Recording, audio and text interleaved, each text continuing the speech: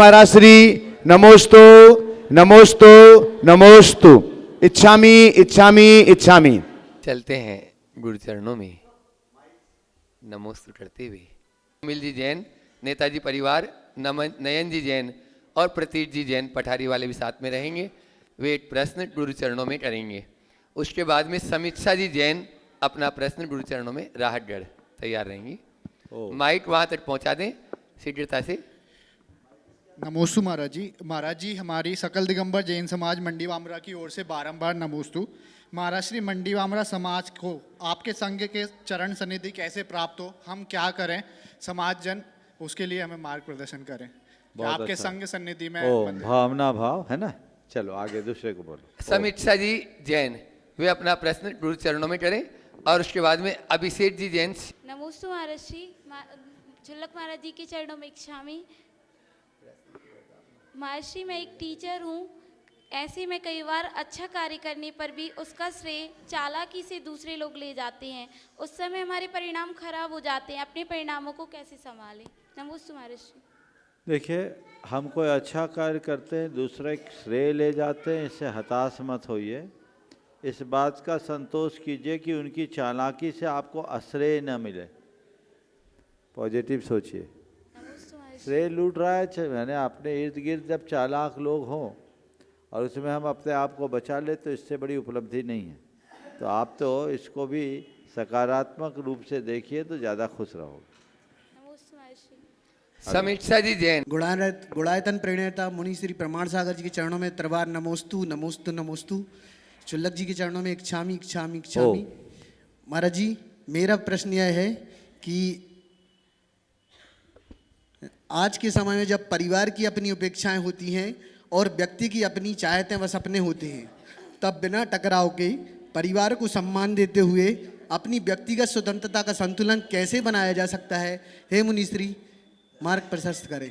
परिवार की अपेक्षाएं जो है उसे पूर्ण करने का प्रयत्न करें और व्यक्तिगत चाहतों को भी पूरा करने का प्रयास करें। लेकिन हमेशा जब व्यक्ति और परिवार के मध्य चुनाव की बात आए तो परिवार के हित में हम व्यक्तिगत इच्छाओं को गौण करें। हमेशा सभी को एक बात याद रखना चाहिए कि सामूहिक हित में अगर व्यक्तिगत हित को हमें त्यागना पड़े तो श्रेष्ठ है, क्योंकि वैयक्तिक हित से सामूहिक हित बड़ा होता है। तो हम सामूहिक हित के लिए कार्य करें, व्यक्तिगत हित को गौण भी करें तो रास्ता चल सकता। नमोस्तु गुरुदेव। नमोस्तु। अमित जी वास्तु इंदौर। हे गुरुवर, आपके चरणों में बारंबार नमोस्तु नमोस्तु। छुल्लक जी के चरणों में इच्छामि इच्छामि इच्छामि। हे गुरुवर, आज के बदलते परिवेश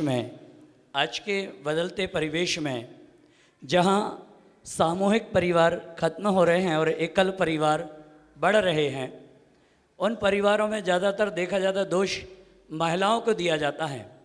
वही बेटी जब बेटी रहती है और वही बेटी जब किसी परिवार में बहू बन के जाती है तो उस बहू का उस सास के प्रति क्या कर्तव्य होना चाहिए और उसी बेटी का बहू बनने के बाद अपने माँ के प्रति क्या कर्तव्य होना चाहिए कि परिवार जुड़े रहे। ही तो ये जवाब देते हैं भैया। अब तुम तो सास बने नहीं हो जी, ससुर बनना नहीं है।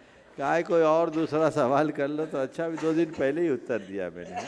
चलो, अक्सर परिवारों में जाता हूँ महाराज जी तो वास्तु से रिलेटेड समस्या ये पहले आती है। हाँ, देखो सीधी बात ये है कि हमें अपने नज़रिए को स्पष्ट रखना चाहिए, दोहरेपन से बचना चाहिए। सास को बहू की दृष्टि से देखते हुए उसकी छोटी मोटी गलतियों को नज़रअंदाज करना चाहिए। अभी 2 दिन पहले मैंने कहा था सास को अपना वात्सल्य निछावर करना चाहिए और बहू को विनय। चलिए, नमोस्तु गुरु। और ब्रह्मचारी राजेश भैया जी टड़ा, बहुत ही शांत परिणाम में आप देखते हैं। ब्रह्मचारी भैया है, एक बार जोरदार ताली बजा दो तीनों के लिए। और वे अपना प्रश्न गुरु चरणों में करेंगे। उसके बाद में कामनी जैन भोपाल तैयार रहेंगे। राहुल भी करेंगे। हाँ बोलो। मुनिद्वय के चरणों में नमोस्तु नमोस्तु नमोस्तु। छुल्लक जी के चरणों में इच्छामि इच्छामि इच्छामि। भैया जी को वंदना। महाराज श्री, बहुत सारे लोगों के माध्यम से प्रश्न आया है, विशेष रूप से नीति संजय जैन बिजली वाले परिवार के, कि पंचकल्याणक प्रतिष्ठा महोत्सव के कलश, विधान संबंधी जो कलश होते हैं और चातुर्मास के जो कलश होते हैं, इनकी ऊर्जा कितने दिन तक रहती है और इनका बाद में हमें क्या उपयोग करना चाहिए? देखिए, मंगल कलश है, मांगलिक का प्रतीक है, अपने घरों में रखिए। समय समय पर उसमें रहने वाली द्रव्य सामग्री को परिवर्तित कर सकते हैं, उसे मंदिर में चढ़ा सकते हैं, पक्षियों को खिला सकते हैं और या जल में विसर्जन कर सकते हैं।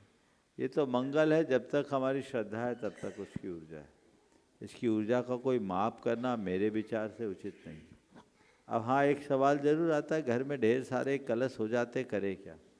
कुछ लोग हैं जो हर चातुर्मास में कलश रखते हैं, कई जगह के चतुर्मासों में कलश रखते हैं, हर आयोजनों में करते हैं, रखे कहाँ? तो मैं इसका सॉल्यूशन ये देता हूँ कि जिनके पास अतिरिक्त कलश हो वो अपने रिश्तेदारों को गिफ्ट करना शुरू कर दे, इससे अच्छा मांगलिक और कोई नहीं होगा। नमोस्तु महाराज, नमोस्तु। राहुल जी टीकमगढ़, वे भी अपना प्रश्न कर रहे हैं और कामनी जी जैन भोपाल तैयार रहेंगे। परम पूज्य मुनिद्वय के चरणों में कोटि सा नमोस्तु नमोस्तु नमोस्तु। क्षुल्लक जी महाराज के चरणों में इच्छामि इच्छामि इच्छामि। पूज्य गुरुदेव, कल जब रथ यात्रा हो रही थी परसों, तो बहुत सारे लोगों के मन में एक प्रश्न आया था। हमने अशोक भैया से भी परामर्श की थी, उनने आंसर दिया था। सबको आप अपने संबोधन के माध्यम से, जो रथ यात्रा होती है, रथ यात्रा में अरिहंत परमेष्टि बैठ कर के विहार करते हैं, तो क्या आचार्य उपाध्याय और साधु परमेष्टि रथ में बैठ कर के विहार नहीं कर सकते? बहुत सारे लोगों ने प्रश्न किया था। देखो, साक्षात तो अरहंत परमेष्टि भी रथ पे नहीं बैठते, रथ पे तो भक्त लोग बिठालते हैं। क्योंकि बिंब को हम कैसे ले जाएं? तो बिंब को रथ पर ले जाते हैं। आचार्य उपाध्याय साधु तो चल बिंब है ना, तो उनको रथ पर चलाने की जरूरत नहीं, वो जीवन रथ पर चल रहे हैं, संयम रथ पर चल रहे हैं, वो पद यात्रा ही करेंगे। उनके साथ चलो तो ज़्यादा शोभास्पद। हाँ, मतलब जब आचार्य उपाध्याय की मूर्ति तो फिर अभी जीते, हाँ, उनको भी जड़ बनना पड़ेगा। चलो चलो, हाँ। माँ महाराज गुरुवर के कामनी जी जैन भोपाल, वे अपना प्रश्न कर रही हैं। माँ महाराज गुरुवर के पावन पुनीत चरणों में कोटिशा नमोस्तु। जब चलना नहीं आता था तब कोई गिरने नहीं देता था, और अब जब चलना सीख लिया तो हर कोई गिराने में लगा है। यही जीवन की सच्चाई है। बदल गए हैं मायने हर रिश्ते का मतलब सिर्फ मतलब है। तो हे गुरुवर, मेरी शंका है कि एक्चुअल में आपस में सही रिश्ते का मतलब क्या होता है? मतलब का मतलब क्या? देखिए, मैं तो ये कहता हूँ, चलना नहीं आता था तब लोग गिरने नहीं देते थे, और चलना आ गया तो लोग गिराने पे तुले हैं। मैं इसे बहुत सकारात्मक रूप में देखता हूँ। अच्छा है कि लोग गिराने के लिए तुले रहे और हम ना गिरे, यही तो हमारी सक्षमता का प्रमाण है। जब हम अक्षम थे तब मुझे कोई संभालता था, ये परावलंबन था। अब हम सक्षम हो गए, कोई गिरा रहा है तो भी मैं अडिग हूँ, ये हमारी क्षमता का उदाहरण है। समझ गए? हर रिश्ते के मायने मतलब बदल रहे हैं, हमें ये समझना चाहिए। व्यक्ति अगर अपने जीवन का मायना समझ ले तो फिर उसे रिश्ते के मायनों की जरूरत नहीं हो। कि न होते सूर्य हो चंदा, न ज्योतिष मंत्र होते, नहीं ब्रह्मांड होता, न भौतिक मंत्र होते।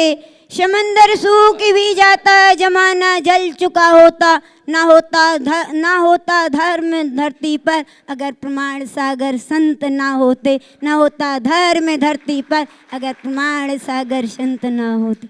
महाराज श्री, पहले तो मैं ये बात रख रही हूँ कि यदि आप नहीं आते तो इतना बड़ा आयोजन नहीं रचा जाता। आपके आने से हम लोगों को इतनी खुशी हुई कि आप आते रहें, हम लोग सम्मान के साथ आपको बुलाते रहें।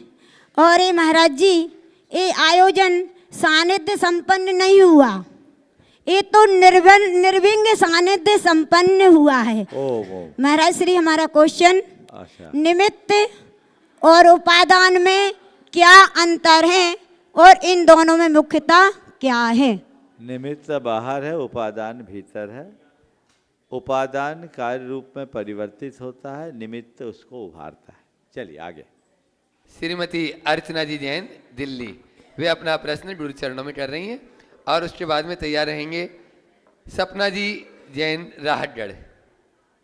मुनि द्वय के चरणों में कोटि कोटि नमोस्तु नमोस्तु नमोस्तु भगवान।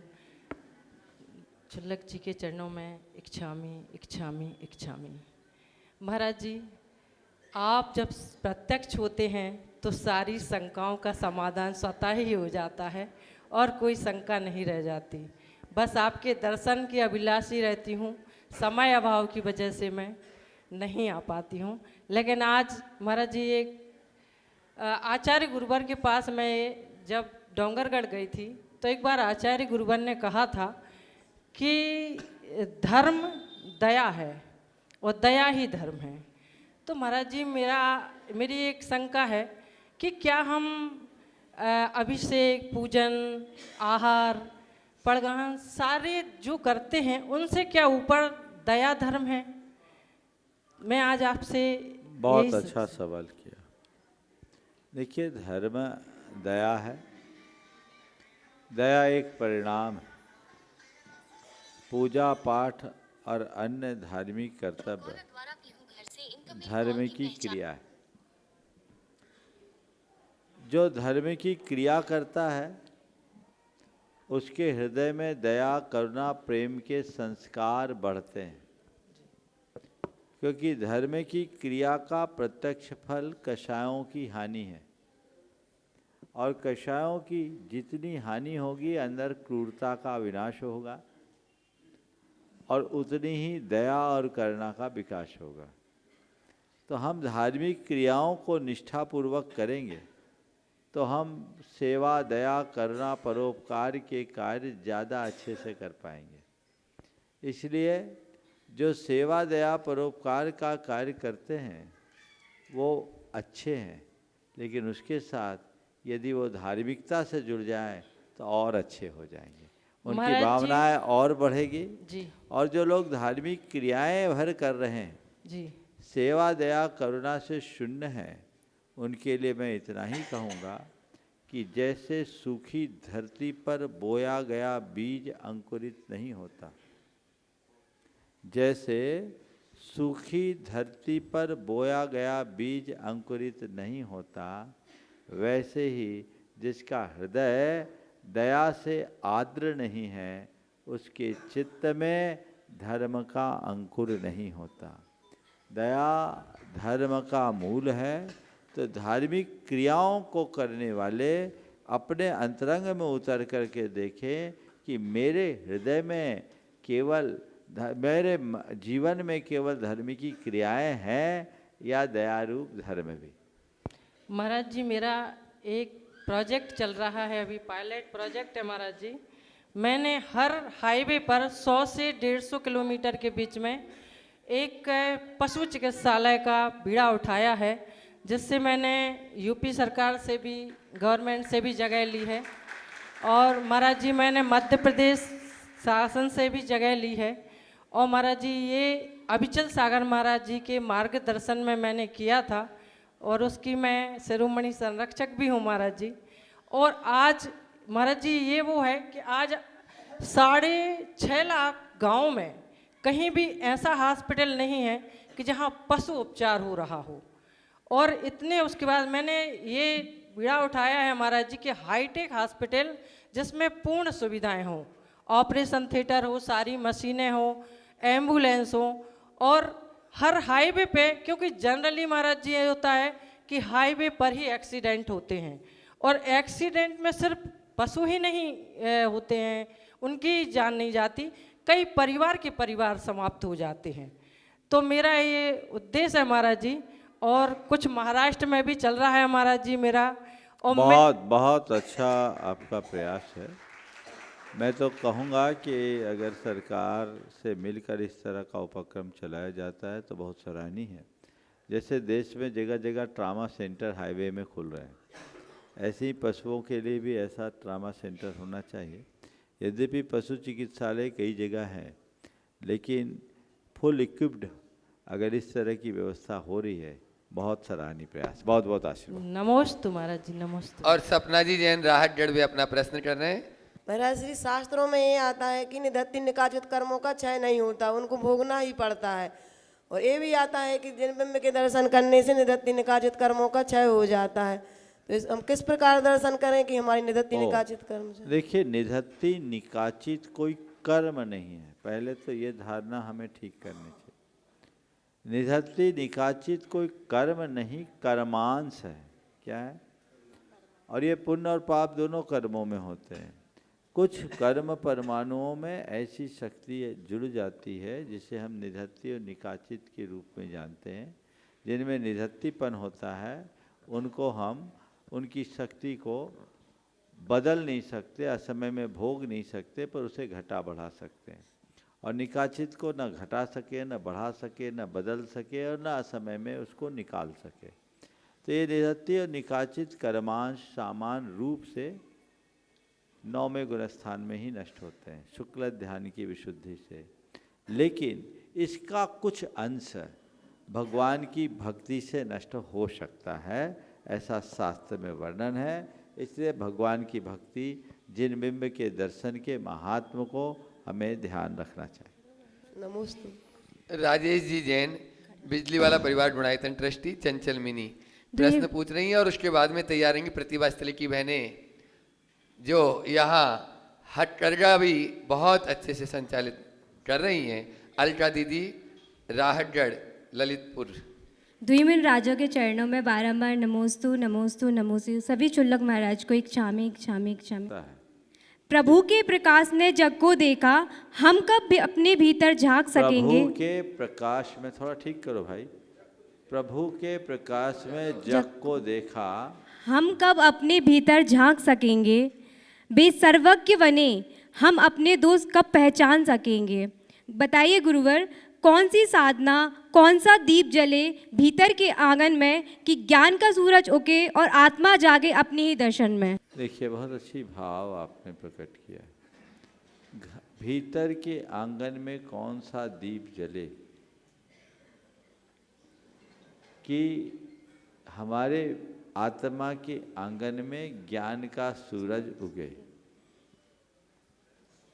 पहली बात तो यह है कि दीप जला के सूरज नहीं उगा पाओगे, समझे?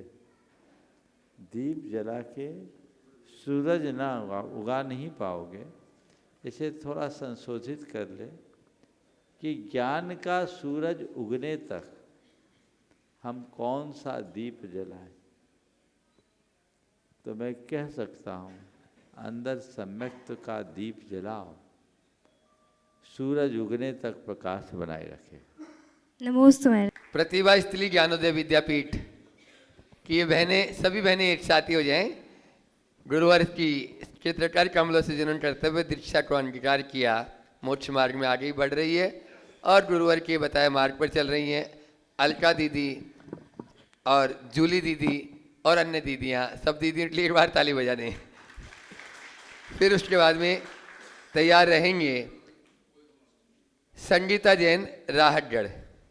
जन जन के संत अरिहंत से संत आचार्य गुरुदेव विद्यासागर जी महामुनि राज की, परम पूज्य आचार्य भगवंत समय सागर जी महाराज की, परम पूज्य मुनि श्री प्रमाण सागर जी महामुनि राज की, परम पूज्य मुनि श्री संदान सागर जी महाराज की। महाराज श्री जी के चरणों में बार बार नमोस्तु।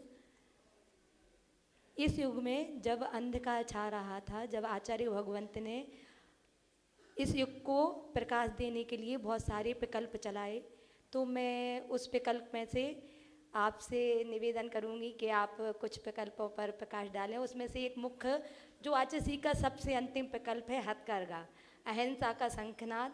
और महाराज श्री ऐसी महिलाएं, वो महिलाएं जिनके घर में एक दिन की भी रोटी नहीं थी, वो आज स्वाभिमान पूर्वक हम जैसी बहनों के सहयोग से, आचार्य भगवान के आशीर्वाद से एक दिन का सुबह 10:30 से 10 बजे से 5 बजे तक के बीच में अपनी मेहनत की आचार्य भगवंत ने बोला है वो आपके मजदूर नहीं है, वो मजबूर थे, अब मजबूत बनने आए हैं। तो वो एक दिन में 350 से 500 600 रुपये तक का कार्य कर रही हैं और आचार्य भगवंत के प्रति बहुत समर्पित। और यहाँ आते हुए आपके लिए भी उनने नमोस्तु निवेदित किया था कि आप जा रही हैं दीदी, तो आप मुनि श्री के चरणों में हमारा नमोस्तु निवेदित करें। तो मैं बस ये पूछूं कि आचार्य भगवंत का जो अहिंसा रूपी हथकरघा का प्रकल्प है उसको और कैसे प्रसारित किया जा सकता है? देखिए, आचार्य गुरुदेव दिव्य दृष्टा थे। उन्होंने समाज को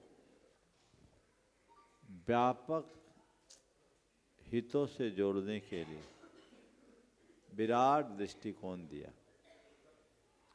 उनके जितने भी उपक्रम हैं वे आम तौर पर किसी मुनि, आचार्य या साधक के द्वारा कम देखने को मिलते हैं, लेकिन ऐसा कर्म आचार्य महाराज जैसे कोई क्रांत दृष्टा ऋषि ही कर सकते। मैंने अनेक बार कहा कि आचार्य महाराज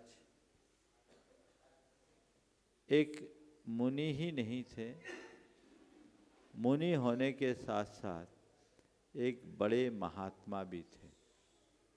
उन्होंने ऋषि कर्म के साथ राष्ट्र कर्म किया। उनने राष्ट्र हित को सर्वोपरि व्याख्यायित किया।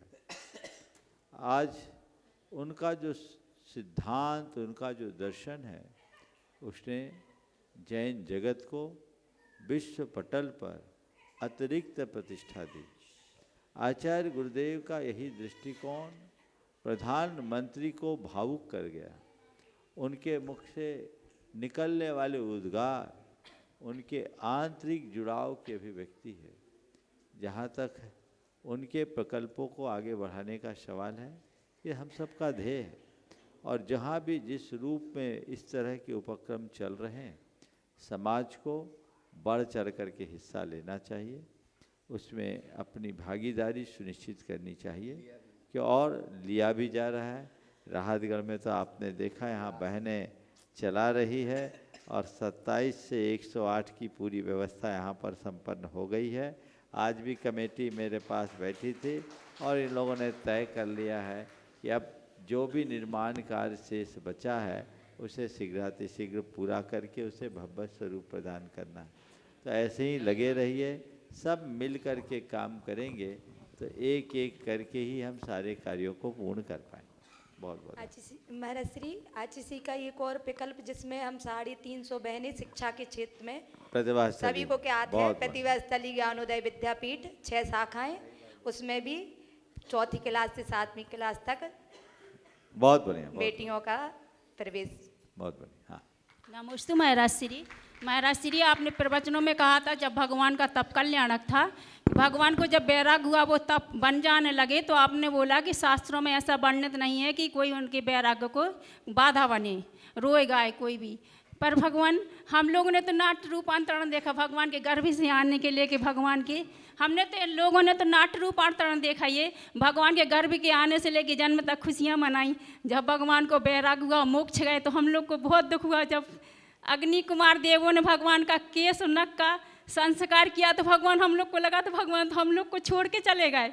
तो भगवान, जो माँ के पास भगवान लाखों वर्ष साथ रहे तो काम दुखी नहीं हुई होगी, रोई नहीं होगी। और भगवान जब नेमिनाथ भगवान बैराग्य हुआ, वो बन के लिए गए, तो राजुल तो संगिनी थी, सिर्फ उनकी मंगनी हुई थी, तो वो तो रोई भी और उनको मनाने भी गई। नमस्ते। देखिए, भैया जी ने जो बात कही थी कि भगवान के सामने रोना गाना नहीं होता, इसका अर्थ ये नहीं है कि कोई को दुख नहीं हुआ। वियोग विछह विछोह से सभी दुखी थे, लेकिन जो नाटक दिखाया मत जाओ बेटा मत जाओ, ये पागलपन नहीं होता, समझ गए? इसका निषेध है, समझ गए ना? जो होता है नाटक में, अरे भगवान को दीक्षा लेना कौन रोक लेगा त्रिलोकीनाथ को? और भैया बोल रहे हैं कहीं तो अमृत धारा लगा के रोते हैं।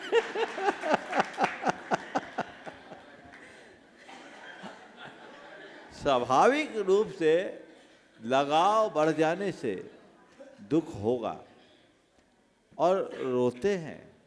मैं ऐसा नहीं कहता कि मन दुखी नहीं होता, होता है, लेकिन इसके बाद भी अंदर हर्ष है कि भगवान कल्याण के मार्ग में निकल रहे, इनका जन्म ही कल्याण के लिए हुआ है।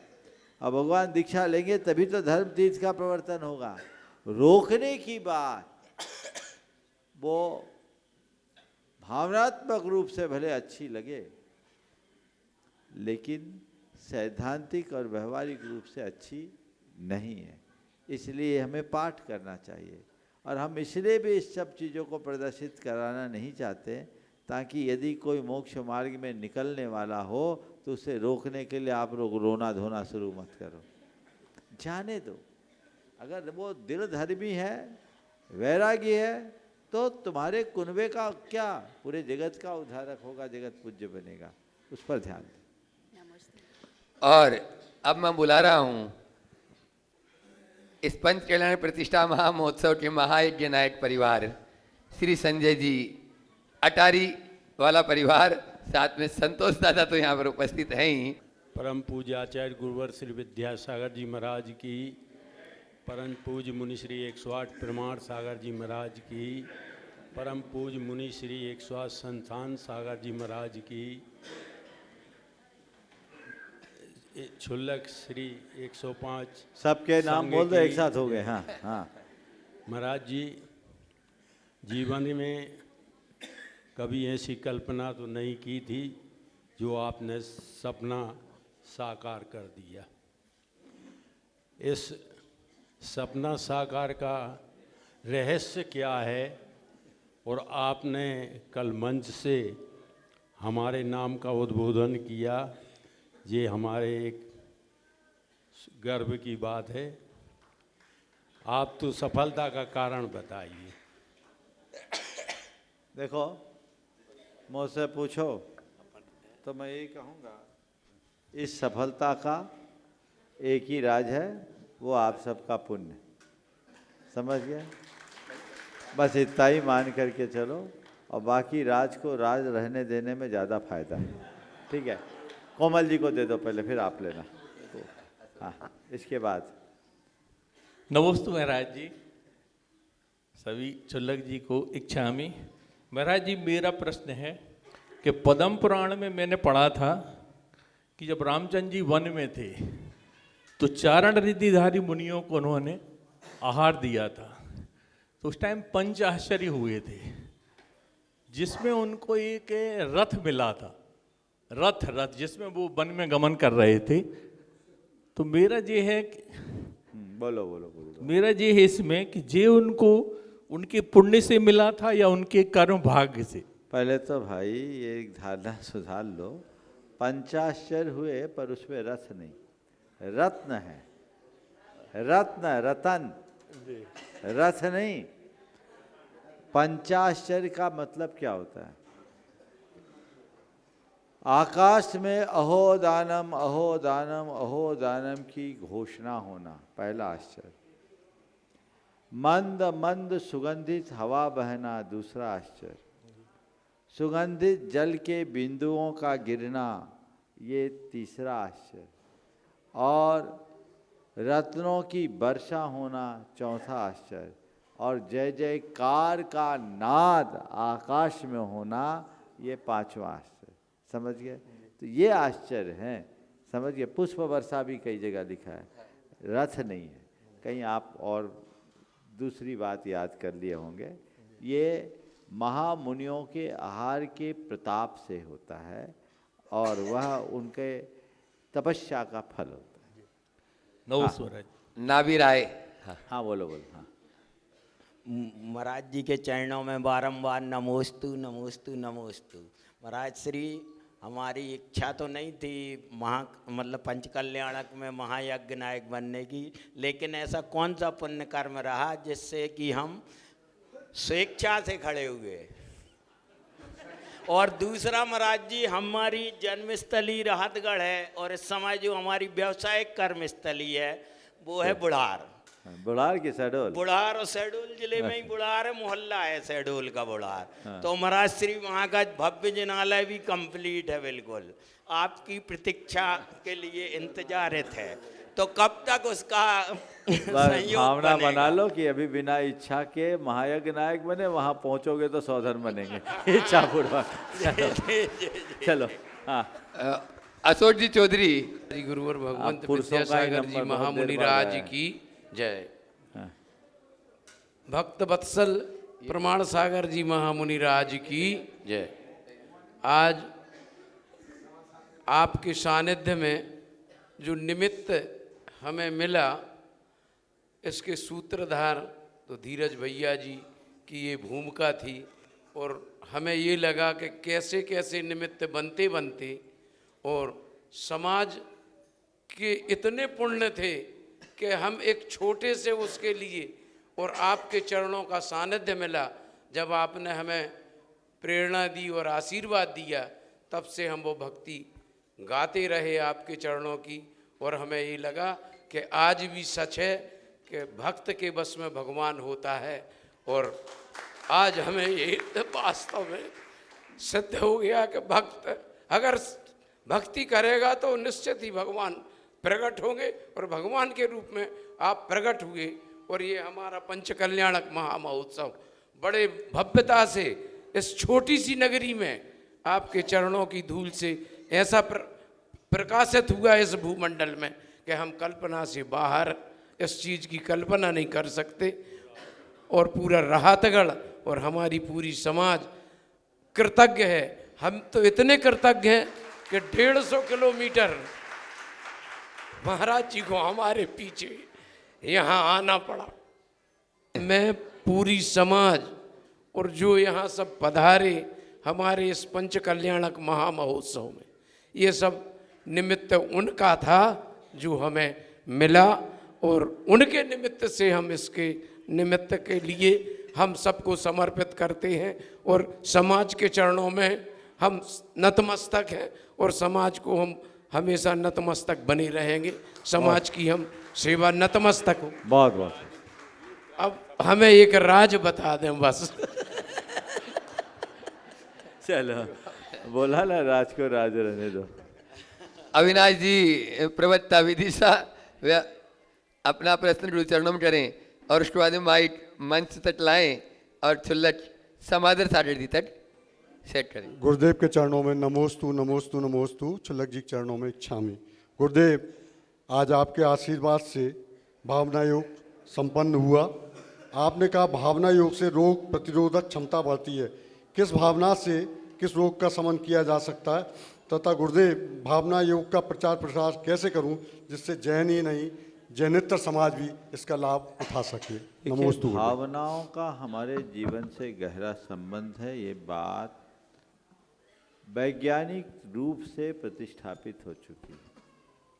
हमारे शरीर की अंतःस्रावी ग्रंथियाँ, हमारे शरीर का जो न्यूरोलॉजिकल सिस्टम है, हमारा जो लिम्बिक सिस्टम है, ये सब चीज़ें, चाहे वो हिपोकैम्पस हो, चाहे प्रीफ्रंटल कॉर्टेक्स हो, हमारी मस्तिष्क की संपूर्ण संरचनाएं हमारी भावनाओं से प्रभावित होती हैं, और उससे हमारी अंतःस्रावी ग्रंथियाँ प्रभावित होती हैं। इसका सीधा संबंध हमारे स्वास्थ्य से।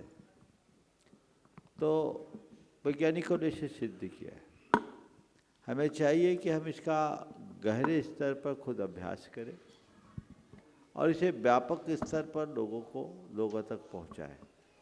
आपने पूछा भावना योग के प्रचार प्रसार के लिए मैं क्या करूं। समय समय पर भावना योग की जानकारी लोगों को सुलभ कराएं, भावना योग से होने वाले लाभों से लोगों को अवगत कराएं, भावना योग की वैज्ञानिकता प्रमाणिकता की तथ्यात्मक विवेचना करें, पुस्तकों और साहित्य के माध्यम से छोटे छोटे लिफलेट बनाकर लोगों को भावना योग के प्रति जागरूक करें और भावना योग को एक अभियान के तहत लोगों तक पहुंचाएं, तो ये एक कल्याणकारी माध्यम बन सकता है। नमोस्तु गुरुदेव, नमोस्तु नमोस्तु।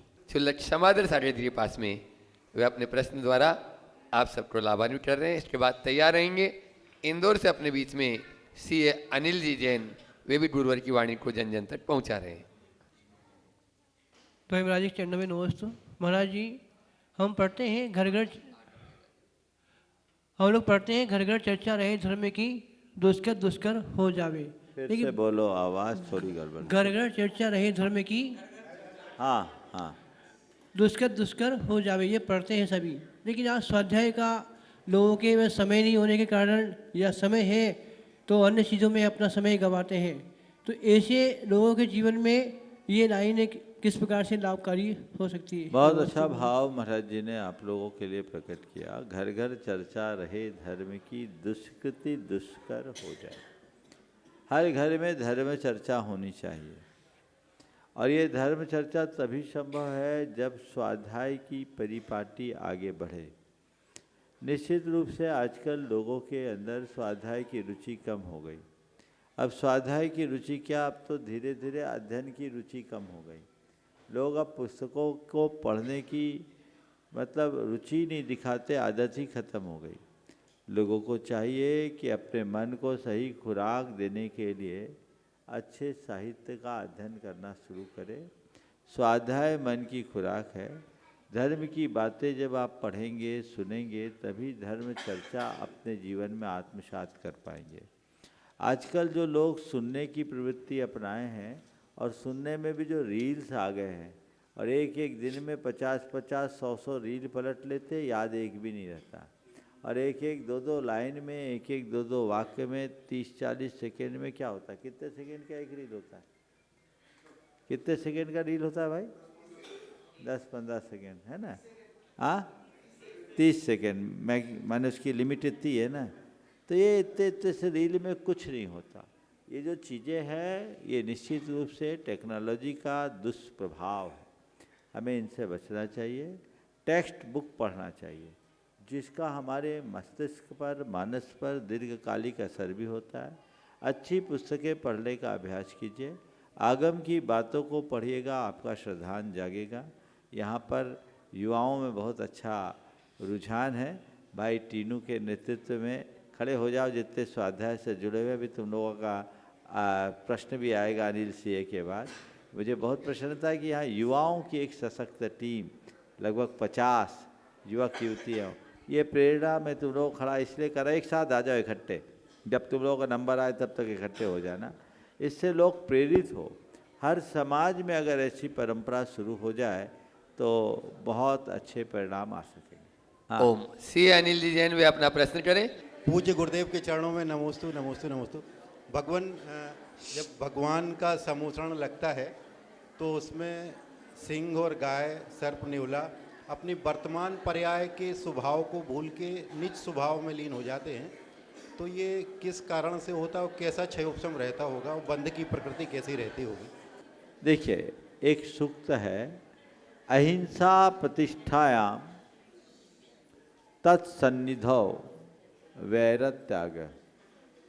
जहाँ अहिंसा की प्रतिष्ठा होती है उसके सानिध्य से वैर का त्याग हो जाता है। भगवान के केवल ज्ञान के बाद एक अतिशय होता है जिसमें प्रीतिंकर जाति के देव परस्पर में मैत्री उत्पन्न कर देते हैं। लोगों का अंदर का कालुष्य भगवान के तपह तेज के प्रताप से दूर हो जाता है। तो इस कारण परस्पर जात विरोधी प्राणी भी अपने मन के वैर और कलुषता को त्याग कर प्रेम से रहते हैं। कहते शेर और गाय एक घाट में पानी पी लेते। और कल्याण मित्र स्वाध्याय मंडल के सभी उत्साही युवक और युवतियाँ, महाराज श्री के चरणों में कोटि कोटि नमन। सभी क्षुल्लक जी के इच्छामी।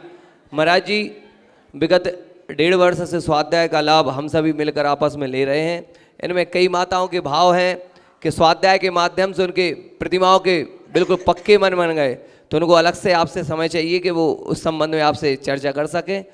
दूसरी बात, महाराज जी, पूर्वाचार्यों ने, हम स्वाध्याय में पढ़ते हैं कि पूर्वाचार्यों ने अपनी शुद्धोपयोग की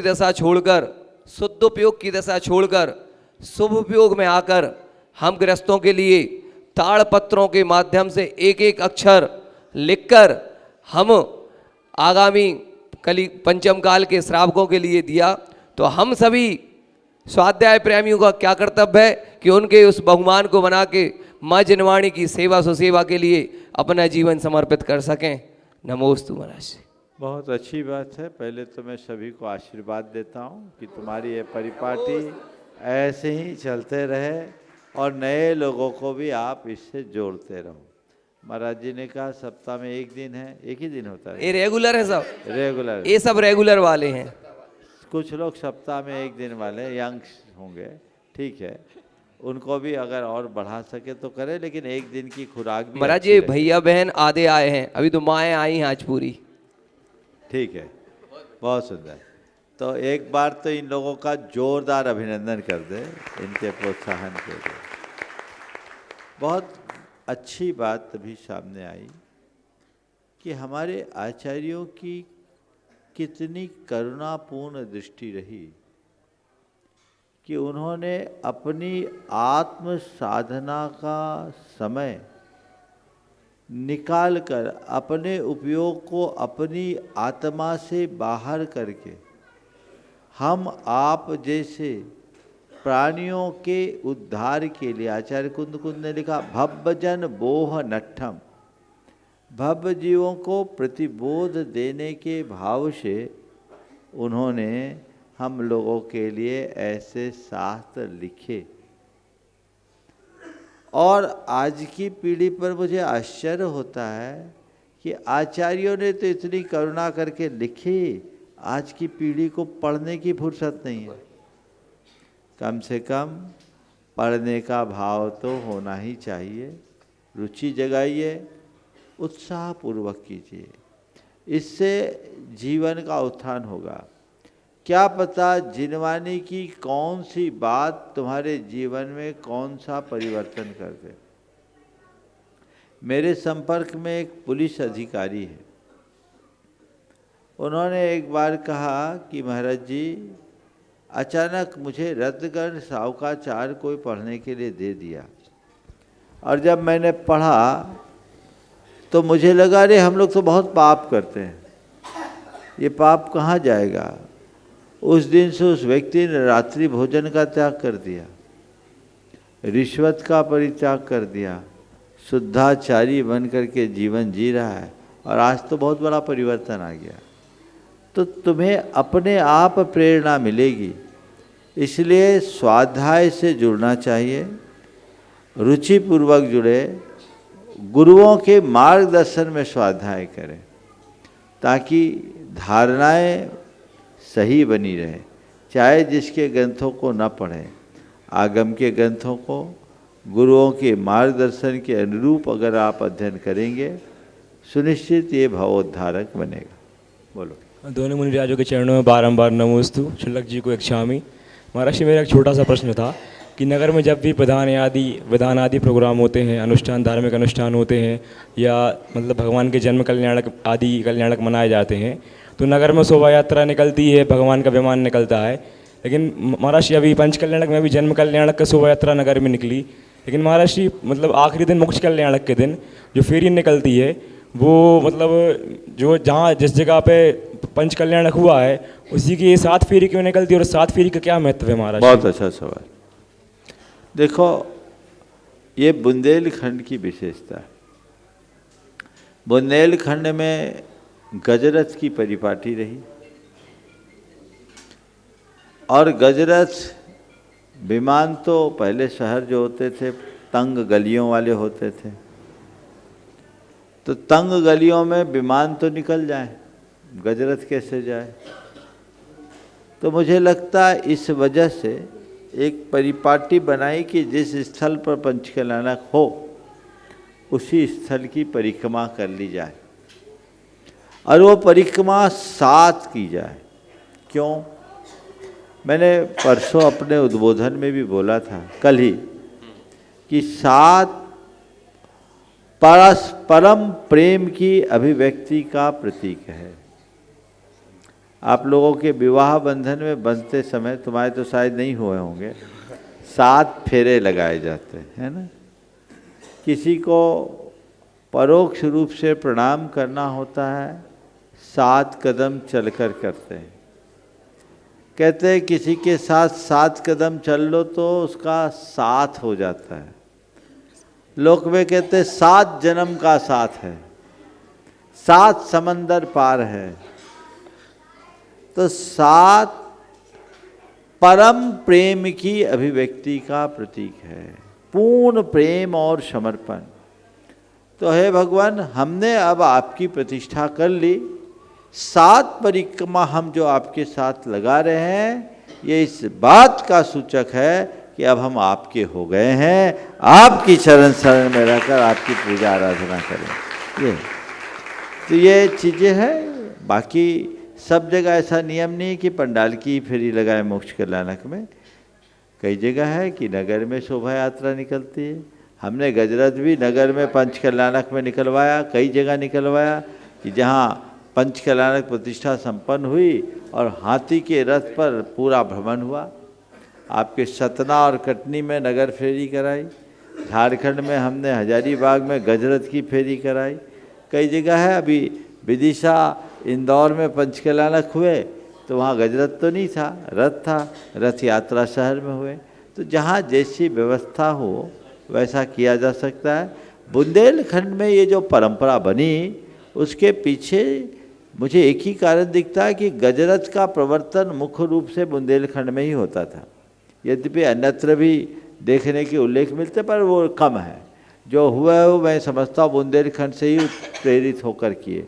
तो यहाँ गजरथ होता था, गजरथ के लिए तो ट्रैक चाहिए ना, तो वो ट्रैक कहाँ सुलभ होगा? खुले मैदान में। तो अपन बनिया लोग हैं, हिसाब पूरा लगा लेते हैं। अच्छी परंपरा है से 7 फेरी भी अच्छी फेरी, अच्छी परंपरा है से 7 फेरी भी अच्छी फेरी। नमोस्तु महाराज। आपके ही नगर के पंडित प्रकाश चंद जी जैन झीला वाले, वे अपना प्रश्न शीघ्रता करें। समय गुरुवर के चरणों में सादर नमोस्तु। मेरा श्री एक दुआ, कमलन में रवि एक हैं, रवि को कमल अनेक। गुरुवर भगवान प्रमाण सागर जी हमसे हमको एक हैं, हम जैसे आपको अनेक। तो भगवंत ऐसा कोई मार्ग बता दें छोटा सा कि सदग्रस्त रहते हुए, कोई ऐसा छोटा मार्ग बता दें सदग्रस्त रहते हुए छठे काल से बच सकें। सदगृहस्थ रहते हुए छठे काल से बच सकें जी। मैं तो कहूँगा सदगृहस्थ बन जाओ तो काल से ही बच जाओगे।